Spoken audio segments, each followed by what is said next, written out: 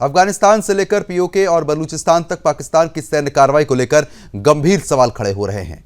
एक तरफ तालिबान ने आरोप लगाया कि पाकिस्तानी वायुसेना ने अफगानिस्तान के भीतर हवाई हमले कर महिलाओं और बच्चों समेत कई नागरिकों को निशाना बनाया, तो दूसरी तरफ पाकिस्तान अधिकृत कश्मीर में सुरक्षा बलों की कार्रवाई को लेकर सामने आए एक गोपनीय दस्तावेज ने मानवाधिकार उल्लंघन के आरोपों को साफ तौर पर हवा दे दी। पाकिस्तान की सेना आतंकवाद विरोधी अभियान का दावा कर रही है, लेकिन दूसरी तरफ नागरिक हतातों और दमन के आरोपों ने पूरे क्षेत्र में नई बहस छेड़ दी। अफगानिस्तान के कुनार, खोस्त और आपको बता दें कि प्रांतों से सामने आई ताजा घटनाओं ने पाकिस्तान और तालिबान सरकार के बीच तनाव को चरम पर पहुंचा दिया। तालिबान के मुख्य प्रवक्ता जयबुल्ला मुजाहिद के अनुसार मंगलवार रात पाकिस्तानी लड़ाकू विमानों ने अफगानिस्तान की सीमा के भीतर कई स्थानों पर अटैक किया है।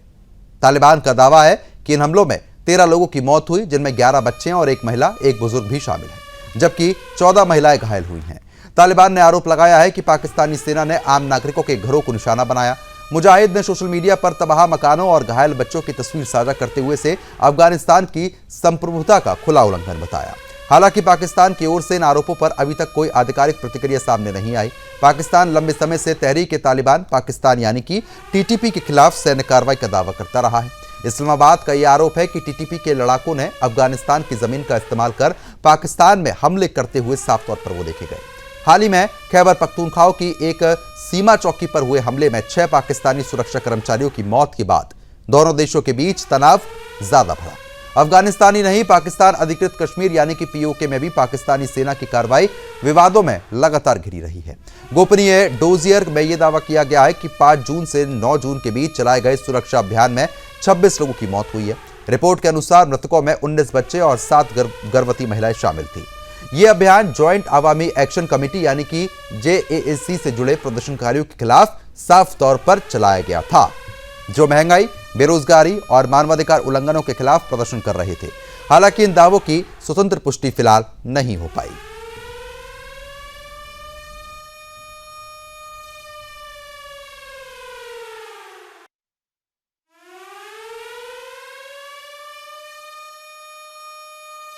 वो साफ तौर पर यहां पर लगते हुए नजर आए हैं। आपको बता दें, अब कुछ खास मेहमान जो है वो हमारे साथ जुड़ चुके हैं, उनका रुख करेंगे और जानने की ये कोशिश करेंगे कि अब आने वाले समय में क्या स्थिति बनती हुई नजर आ रही है।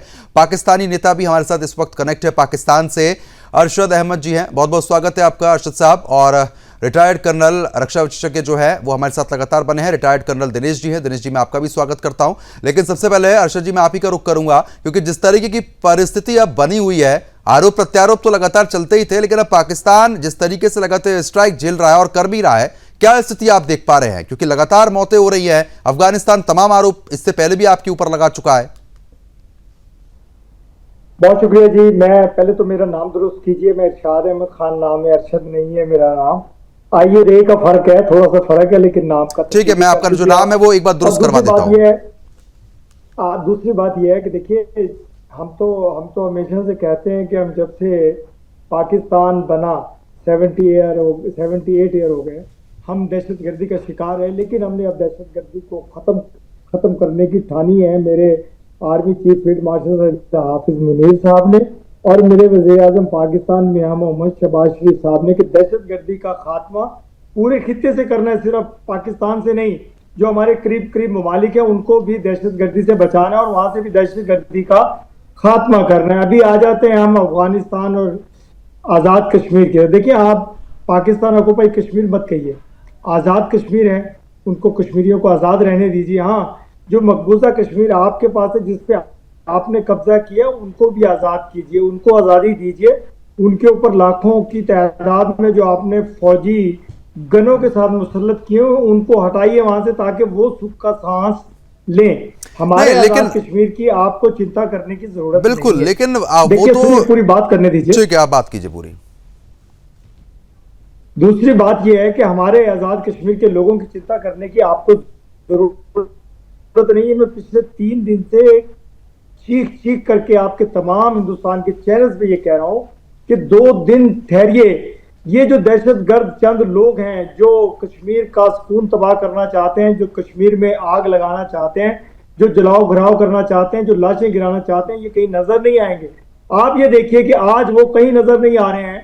वो अपनी बिलों में छुपे हुए हैं, अपने आकाओं के पास बैठे हैं जिनके लिए वो काम कर रहे हैं, जहां से फंडिंग ले रहे हैं, जहां से फंडिंग देखिए कि जो एक्शन कमेटी का आरोप चेयरमैन तो है, आपके ऊपर लगता आज है से कि आप अगर 5 साल आतंकवादियों को 10 साल फंडिंग पीछे देते हैं। जाएं, आपको मैं बता रहा हूं, अगर चंद साल पीछे जाएं, ये जो एक्शन कमेटी का चेयरमैन बना हुआ है, ये छोटा सा एक चप्पल बेचने की दुकान थी इसकी, आज इसके पास मर्सिडीज और वीएट गाड़ियां हैं। ये कहां से आ गई? कौन इसको फंडिंग कर रहा है? कहां से ये पैसे ला रहा है? गरीब फैमिली से ये बंदा था, आज इसके बड़े बड़े बंगलों हैं, इस्लामाबाद में भी हैं, कहां कहां नहीं है, ठीक है, इसके पास बड़ी बड़ी लग्जरी ठीक है, गाड़ियां हैं। ये कहां से आ गई? साइकिल पे फिरने वाला ठीक है, इंसान था। ठीक है, मैं ये आता कहां हूं से इरशाद कहां से जी। फंडिंग हो रही है? ठीक है इरशाद जी, आप मैं आ रहा तहकीक हूं। करेंगे। मैं आ रहा हूं आपके पास। दिनेश जी लगातार बने हुए हैं, रिटायर्ड कर्नल हैं। दिनेश जी, क्योंकि जिस तरीके से आप लगातार बात तो उनकी तरफ से कही जा रही है, लेकिन यह बात महत्वपूर्ण इसलिए भी हो जाती है क्योंकि दहशतगर्दी की बात कर रहे हैं। पाकिस्तानी नेता इरशाद जी पर शोभा देती है दहशतगर्दी की बात करना। वो तो कह रहे हैं कि भाई अफगानिस्तान दहशतगर्दी फैला रहा है, लेकिन पूरी दुनिया पाकिस्तान पर आरोप लगाती है कि दहशतगर्दों को यह पनाह देते हैं। अब किस तरीके से डिफरेंशिएट किया जाए चीजों में?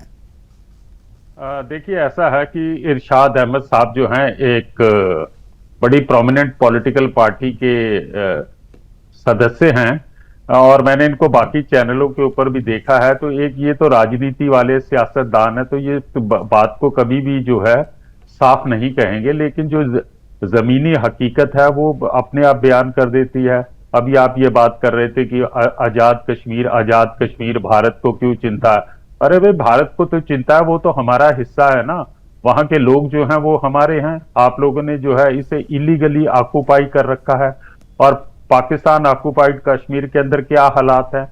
आपने जो एक सोशल ऑर्गेनाइजेशन है जो जॉइंट एक्शन अवामी पार्टी है, उसे आपने जो है बैन कर दिया हुआ है। पीओके वालों की क्या समस्या है? उन्हें इलेक्ट्रिसिटी की प्रॉब्लम है, उन्हें गेहूं नहीं मिल रही है खाने के लिए, बेरोजगारी है। और अभी से इंटरनेशनल मीडिया के अंदर बातें निकल कर आ रही हैं कि पूरा का पूरा एक कुछ लोग शायद संपर्क नहीं हो पा रहा, दोबारा संपर्क साधने का प्रयास किया जाएगा। इरशाद जी, क्योंकि देखिए जिस तरीके से आप कह रहे हैं कि दहशतगर्दी हम बर्दाश्त नहीं करेंगे, आरोप आपके ऊपर लगते हैं, वो अलग बात है कि आप आज भी नहीं मानेंगे, लेकिन जहां पर आप हमले कर रहे हैं वहां पर बच्चे और महिला भी मारी जा रही हैं। अब उनका क्या कसूर है?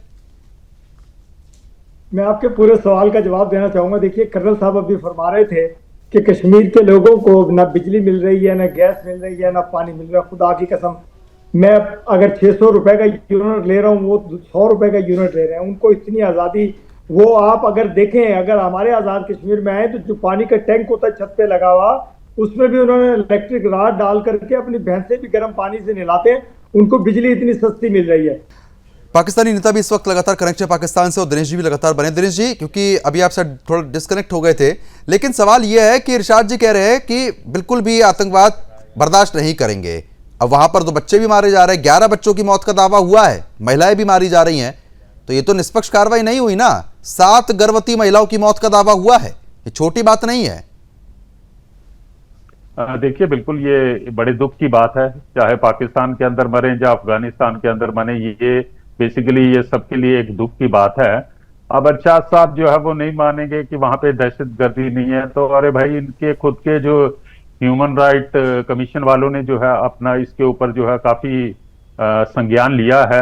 तो अभी इरशाद साहब जो है अपनी बातों के ऊपर कुछ भी पर्दा डालते रहे, और अगर बात करते हैं टेररिज्म की या किसी प्रकार की बात करते हैं, तो ये तो इनको सोचना चाहिए कि इनके घर के अंदर जो है वो टेररिस्ट की नर्सरी है। ये क्या है, जैसे मोहम्मद क्या है, या फिर ये हाफिज सईद क्या है, या बाकी जो 113 या पता नहीं 14 ऑर्गेनाइजेशन आपके देश के अंदर काम कर रही हैं, वो क्या है? तो आपको कंट्रोल करना पड़ेगा। अभी आप जो है दुनिया के सामने कह रहे हैं जी अफगानिस्तान से टीटीपी हमारे ऊपर हमला कर रही है। अरे तो भाई, टीटीपी को किसने बनाया था?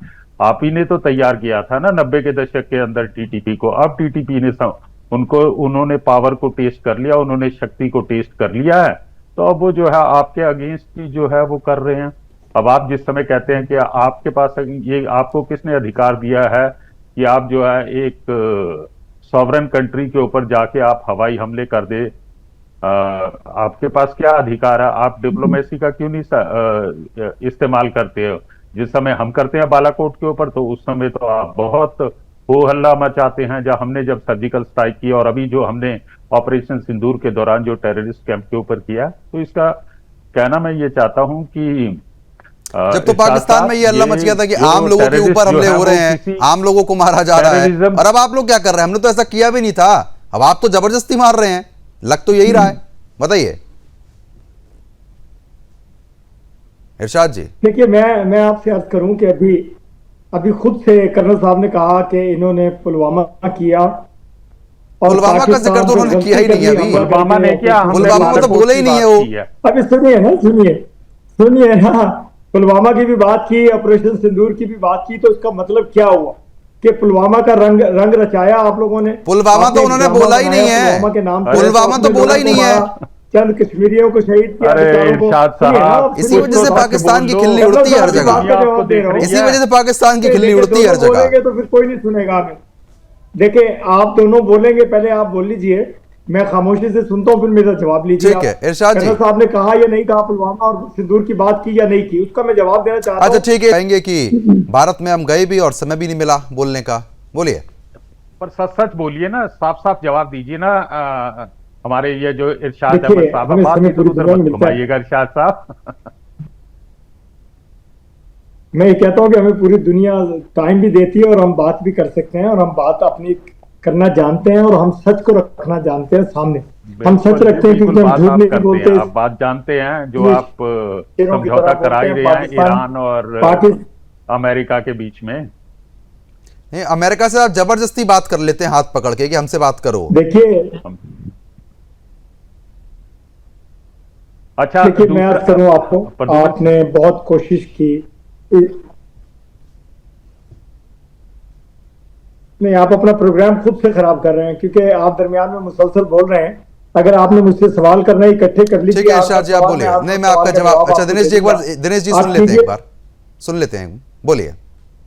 नहीं जी, दिनेश जी को बोलने दीजिए पहले आप। नहीं, उनका सवाल था, आप बोलिए कीजिए, मैं जवाब। इरशाद जी आप बोलिए, आपको पूरा मौका देंगे, आप हमारे मेहमान हैं, लेकिन हमारी आपसे एक ही गुजारिश है कि बिल्कुल साफ साफ बोलिएगा, बातों को घुमाइएगा मत, जो यथार्थ है वही बताइएगा। इरशाद साहब शुरू कीजिए, आप हमारे अच्छे दोस्त हैं। देखिए, मेरे सर आंखों पे आप लोग मेरे मेजबान बने हुए हैं, आपका प्रोग्राम है, आपका टीवी, आपका चैनल है, मैं आपका शुक्रगुजार हूं कि आपने मुझे इनवाइट किया अपने चैनल पे। पहले तो मैं आपका शुक्रगुजार हूं। दूसरी बात यह है कि हम कभी भी गलत बात नहीं करते, हम घुमाते फिराते नहीं है। अभी आपने पहले कुछ सवाल किया था पहलगाम पर, अभी आपने सवाल ईरान और इजराइल मनूस की जंग की बात की आपने। देखिए, आपने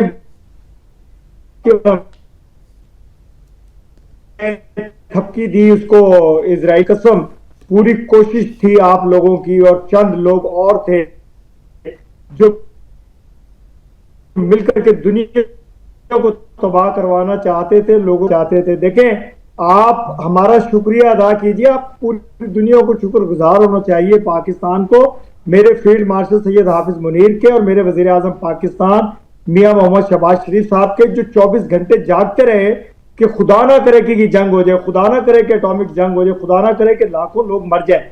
तो उसमें अल्लाह ताला ने उन्हें कामयाबी दी, जिस तरीके से भी दी। तो ऑपरेशन सिंदूर के टाइम तो ये छुपे-छुपे घूम रहे थे। यूएई ने साथ दिया, कतर ने साथ दिया। देखिए, सुन लीजिए ना पहले, देखिए मुझे पूरा जवाब दे दी।